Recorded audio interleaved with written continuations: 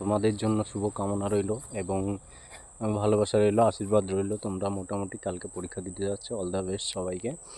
আর সবসময় একটা জিনিস মাথায় রাখবে, তোমরা যে ওই মার্কশিটটা অনেকে ভুল করো, এই জিনিসটা সবসময় বারবার বলি, ওই মার্কশিটে কেউ কোনো উল্টো নেগেটিভ মার্কিং করবে না। প্লাস তোমরা সই যেখানে তোমার নিজের সই বা তোমার বাবার নাম ফুল ইসে বলেছে, সেটা তোমরা ঠিকঠাকভাবে করবে, ঠিক আছে? বড় হাতের যেখানে লিখতে বলেছে বা ছোট হাতের লিখতে বলেছে বা তোমাদের যেখানে যা বলেছে একটুখানি পড়ে, বাদবাকি রোল নাম্বার বা তোমার আছে কি বলে, রোল নাম্বারটাও ফিল আপ করবে। যেটা রোল নাম্বারে যেখানে যা পুট করতে হবে সেইভাবে একদম পাই টু পাই, তোমার তার জন্য 15 মিনিট সময় পাবে আগে ওই মার্কশিটটা দেবে, ঠিক আছে? সেটা খেয়াল রাখবে, মাথায় রাখবে, সবসময় গুরুত্বপূর্ণ কথাগুলো মনে রাখবে।